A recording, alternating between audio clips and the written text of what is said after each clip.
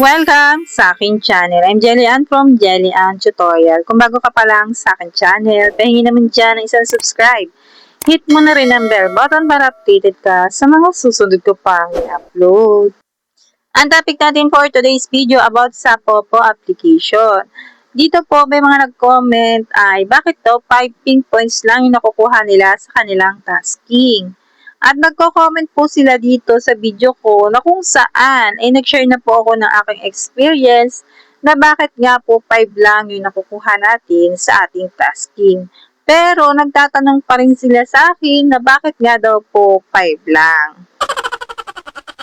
So dito po ituturo ko sa inyo kung paano nyo po malalaman kung bakit nga po 5 lang yung nakukuha nyo sa inyong mga tasking. Pero bago po natin yun simulan, babasahin ko muna po yung mga comment nyo. Ayan. Shout out sa inyo. Sabi dito ni Jezebel.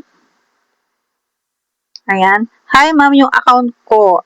Isa lang, bakit 5 and 10 points lang nakukuha ko? Nag-start po kasi ako nung nag-change po ako ng Gmail.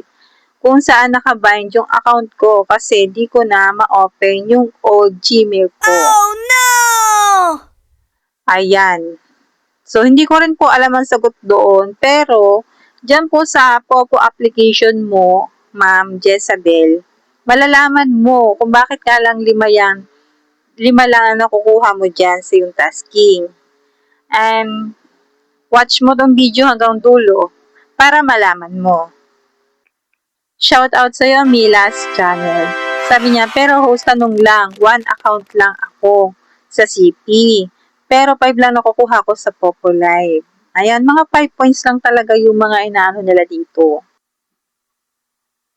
Ito naman, shout out sa'yo, Emilian. Sa akin po isang CP. Pero 5 lang lahat nakukuha ko. Bakit kaya? Shout out sa'yo, Maria Dolce. Sabi niya, ha, ha, ha. Oo, sa akin na-detect ni Popo ang auto-clicker ko. Ngayong araw, 5 points na lang talaga. So, kapag po may auto-clicker kayo sa inyong mga cellphone, automatic po na 5 lang po yung makukuha yung tasking kay Popo. Shoutout po sa mga nag-comment sa aking video. Maraming salamat po sa mga nag-comment. At wag na nga natin patagalin pa. Sasabihin ko na kung paano nyo malalaman kung bakit 5 lang yung nakukuha nyo sa inyong tasking. Pagkatapos yun ng intro.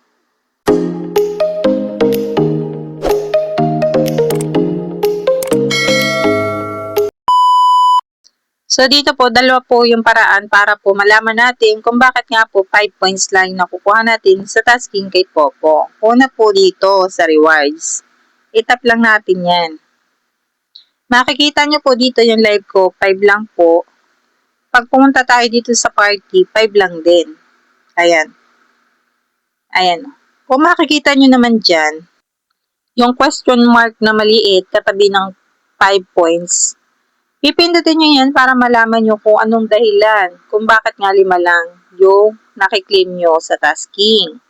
Nakalagay po dyan kung bakit 5 lang. So, dito, yung akin, naklaim ko na daw kasi dun sa account na ni Maria yung aking tasking. Kaya, dito ay 5 lang. Bali, nag-switch account ako, na-detect po yun ni Popo.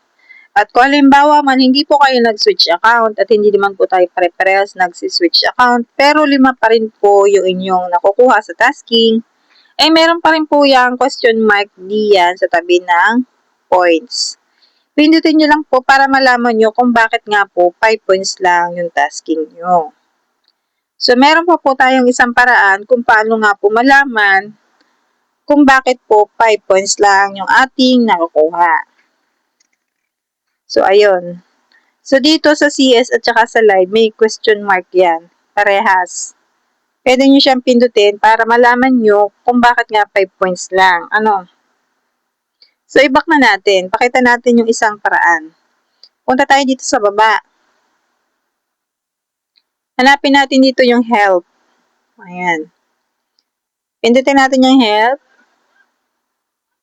Tapos dito, may mga category dito sa taas. Pili lang kayo. For example, itong live stream.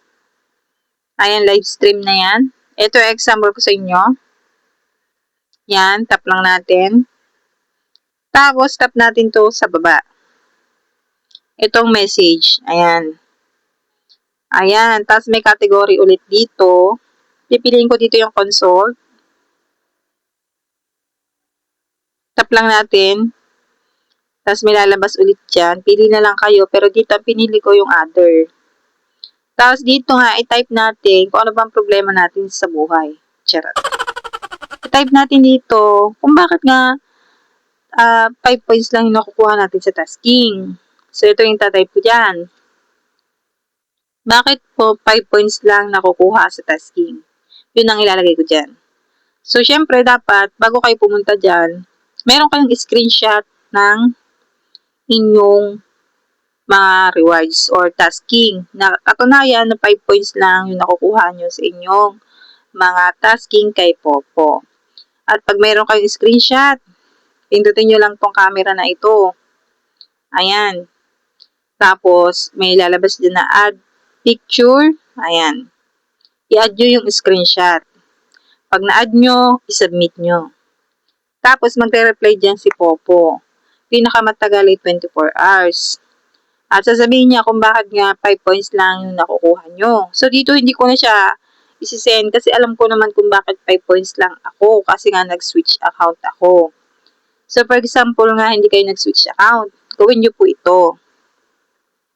At pag halimbawa nag-reply si Popo, sasabihin niya yung dahilan kung bakit nga po 5 points lang yung nakukuha nyo sa inyong mga account. Halimbawa, nag-reply nga si Popo, replyan nyo po ulit. At itanong nyo kung paano nyo po may babalik yung dating tasking.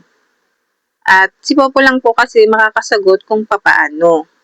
So dito, shinare ko lang po kung papaano nyo malaman kung bakit 5 points lang nakukuha yung tasking kay Popo Live. At kung paano nyo po may babalik. Siyempre, si Popo lang ang kakausapin nyo. Punta lang kayo dun sa help. Ano?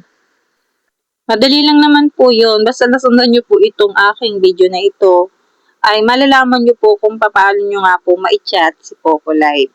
Ayan. Sana po maging okay na yung mga account ninyo. Sana po bumalik na po sa dating tasking ang mga account ninyo. Kasi po, mas madali po tayong sasahod kapag po ganun yung tasking natin kaysa po sa 5 points lang. Baka taon na, hindi pa tayo nakakasahod. Kaya yun po ang maitutulong ko sa inyo. Sana po ay nakatulong ang video ko na ito. So yun lang po. Thank you for watching. Bye!